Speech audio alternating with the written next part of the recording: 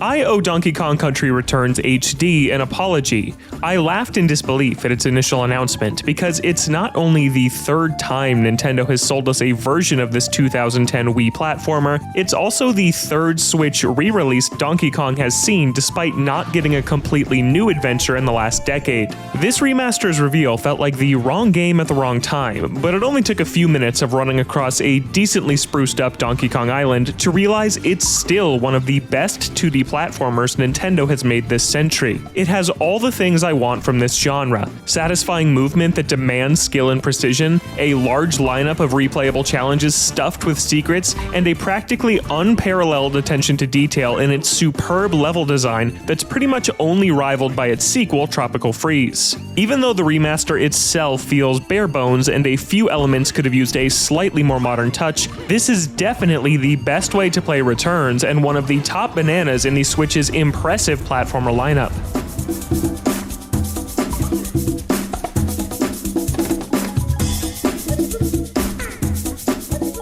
While barreling through 80 levels set in jungles, caves, and more, it struck me just how few games like this are made anymore. In an era where modern platformers like Super Mario Bros. Wonder and Astro Bot mostly focus on wowing you with spectacle and joyously ushering you through their handcrafted digital theme parks, Return stands out as it doubles down on the platforming itself. It's full of tough levels and nail-biting moments that require you to master its jumping, rolling, and swinging mechanics to overcome its biggest challenges. That's not to throw shade at Wonder or Astro, I adore them both, but revisiting Nintendo's version of this classic platformer style is refreshing, and I love how it isn't afraid to test you. Difficulty-wise, this is several steps above Mario and Kirby, and that's another great differentiating factor from the other platformers in Nintendo's stable. The level design is incredibly impressive. Every stage introduces a new idea and explores it to the fullest as it ramps up the challenge without ever making it unclear what's expected of you. To reclaim Donkey Kong's home, you'll have to outrun these hordes of ape-eating spiders, avoid enormous lethal waves, and make perfect jumps across crumbling platforms. And it's always exciting to see what obstacle will be thrown at you next. The difficulty stays fun rather than frustrating thanks to Donkey Kong's perfect controls and immensely satisfying abilities. There's a distinct weight to the Hefty Apes movement, resulting in a platformer more focused on momentum, where you'll often have to plan your moves ahead of time and gear up for that next huge leap. The advanced rolling jump mechanic in particular, where Donkey Kong gets a free jump in midair after rolling off a ledge, leads to some of the most rewarding platforming out there when you pull off a crazy move to save yourself or snag a hard-to-reach collectible. Your options open up even more when you break Diddy Kong out of a barrel. He both doubles your max health and adds an extremely helpful hover ability that's a game changer in tougher sections.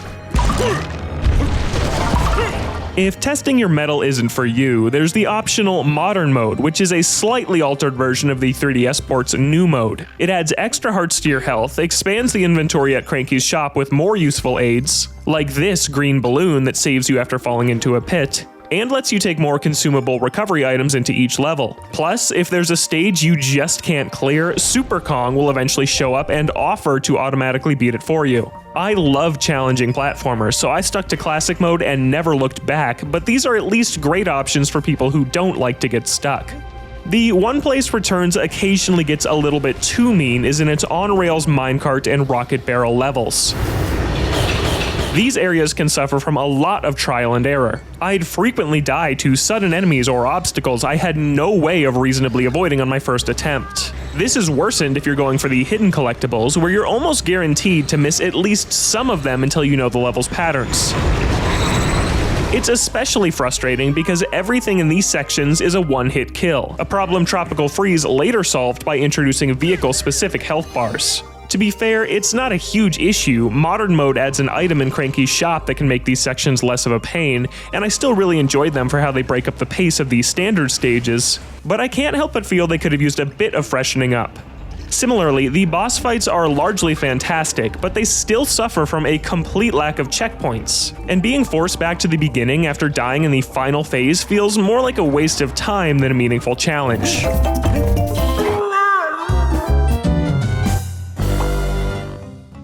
The absence of any updates to these stumbling points highlights just how bare bones Returns HD is as a remaster. This really is just a combination of the Wii and 3DS versions with a new coat of paint and nothing more.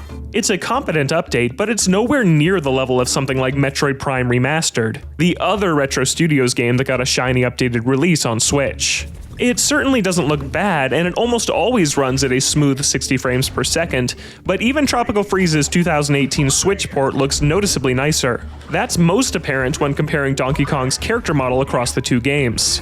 DK's fur looks amazing in Tropical Freeze, but just a little bit off in Returns. This is very clearly still a Wii game in HD everywhere, from the levels to the cutscenes, which is completely fine, but I would have liked to see the graphics get a bit more love when the movement otherwise aged so well. Still, this is undoubtedly the best way to play Returns. The Wii version had mandatory waggling motion controls that have been mercifully made entirely optional, and the extra 3DS levels have been rescued from that version's downgraded graphics and co-op that required 2 systems and copies. That makes Returns HD the first time you can play this adventure on your TV with traditional button controls and all of its content intact, and that's great to see.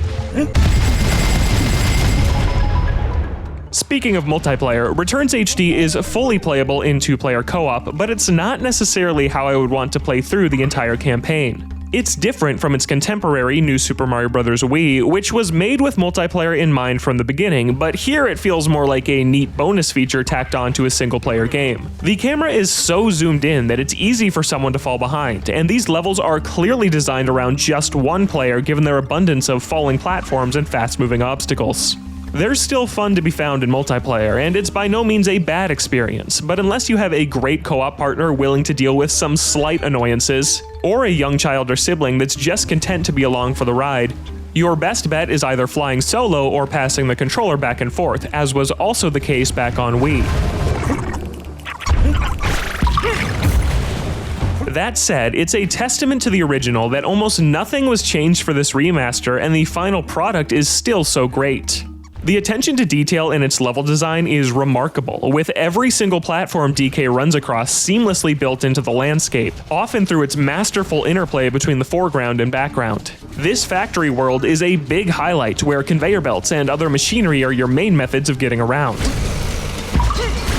Each level is stuffed with secrets to find too, with the classic Kong letters and plenty of puzzle pieces tucked away in seemingly every corner. Sometimes exploration slows down the otherwise furious pace a bit more than I'd like. Blowing air onto all the dandelions and flowers you pass feels clunky and is an outdated mechanic that Tropical Freeze rightfully removed, but I still had a blast spending roughly 15 hours tracking down every letter and bringing my save file to 100% completion, while also tackling tons of worthwhile content that appears after the credits roll.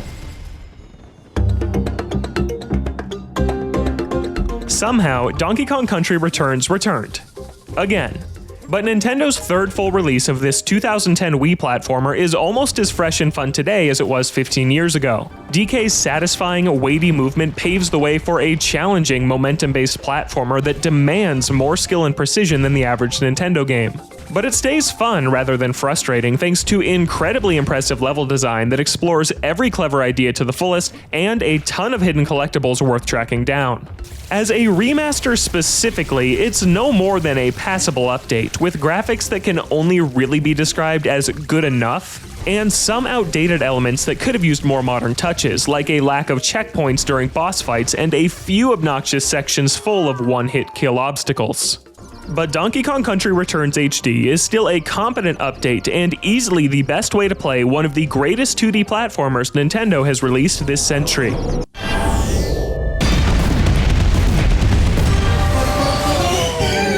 For more DK, check out our reviews of Mario vs. Donkey Kong and Super Mario Party Jamboree. And for everything else Nintendo, stick with IGN.